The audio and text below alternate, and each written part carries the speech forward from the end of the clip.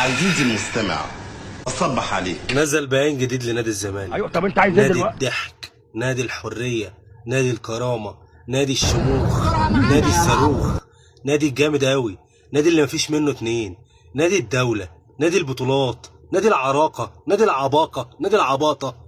يا انا الحنان ده كله انا قلب الأم بقى. ايه قلب الام ده؟ في فترة من الزمن، معلش بس شوية هاخدك بس قبل البيان. في فترة من الزمن قعدنا ناخد أفريقيا وناخد سوبر وناخد دوري ونروح كأس عالم، وانت فاهم بقى ان كل ده بفلوس طبعا. طبيعي هيدخل لي فلوس.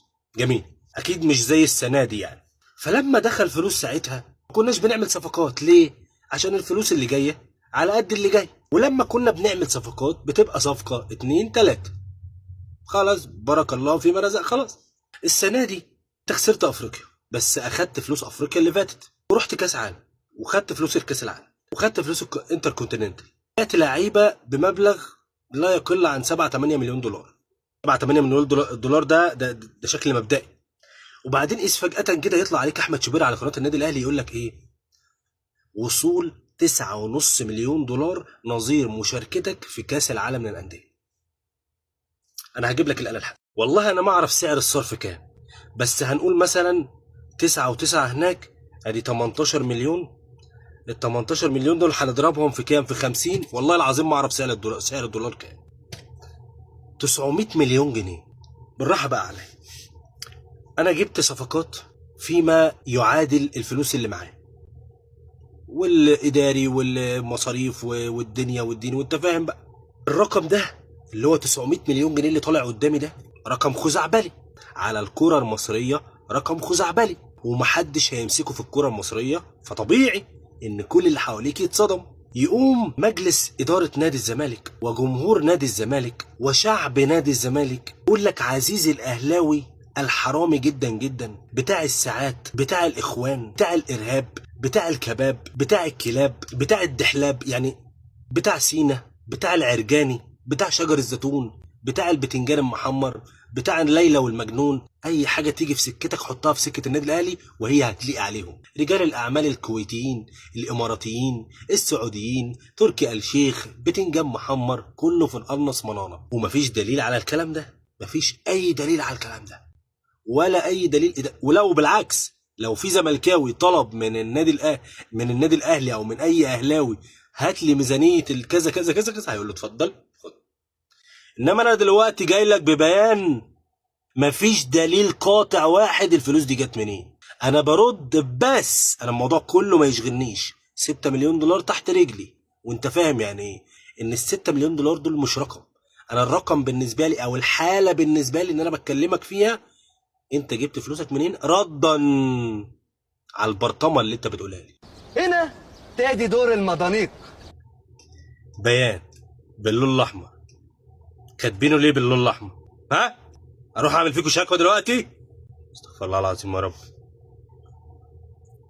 قام مجلس اداره نادي الزمالك برئاسه كابتن حسين لباليبو اللي محدش عارف يصد على الاعيبه توليه المسؤوليه يوم 23 اكتوبر 2023 بسداد مبالغ ضخمة للمدربين واللاعبين السابقين وبعض الأندية لحل العديد من القضايا التي كانت ضد النادي.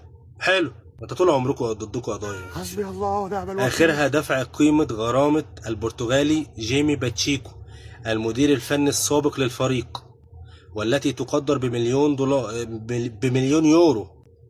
ده أنا حسبت بالدولار. وقبلها سداد غرامة المغربي خالد بوطيب. ماشي، عمال تسدد انت، ها؟ الله يسهل لك.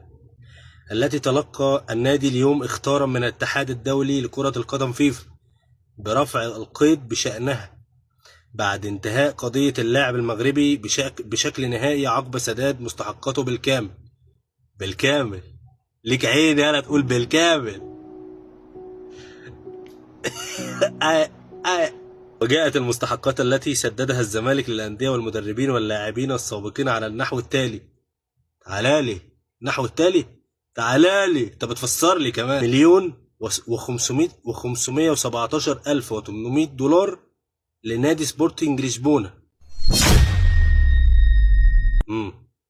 512,390 دولار لنادي كاراكاس الفنزويلي والخاصة بصفقة البنيني سامسون إيكينولا. 24364 دولار لنادي ليون النيجيري، عبارة عن حق الرعاية في البنيني سامسون أكينولا.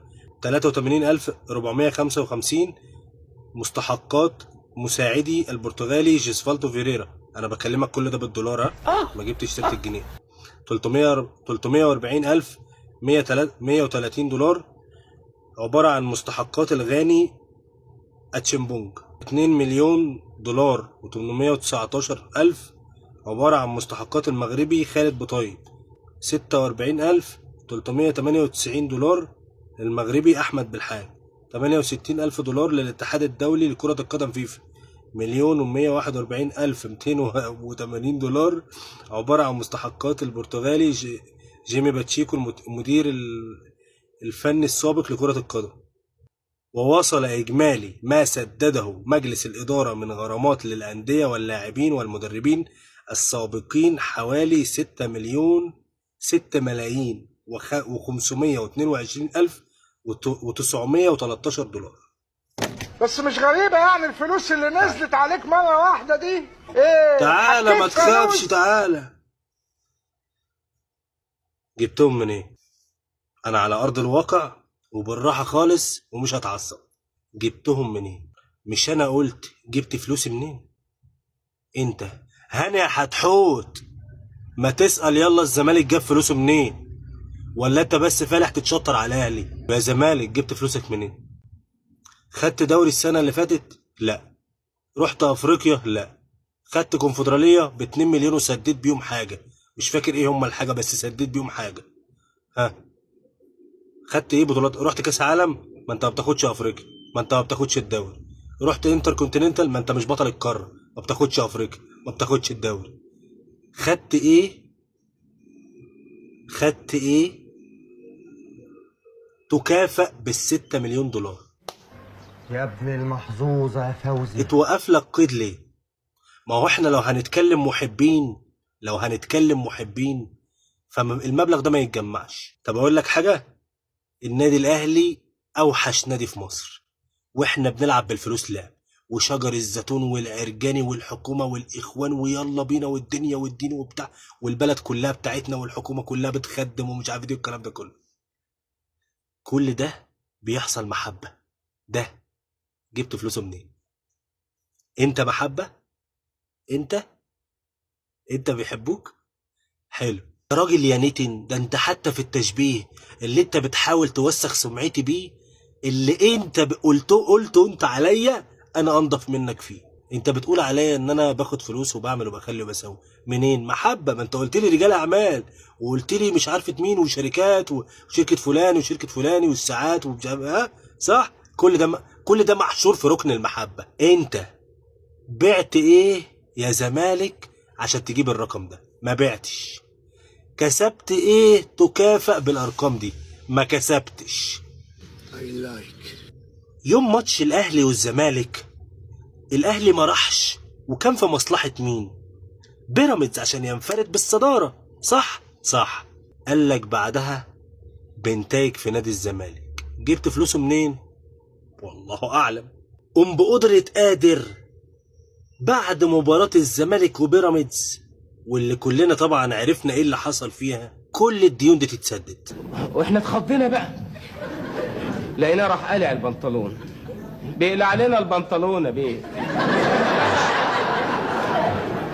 مدرس بيقلع علينا البنطلون في الفصل يا بيه.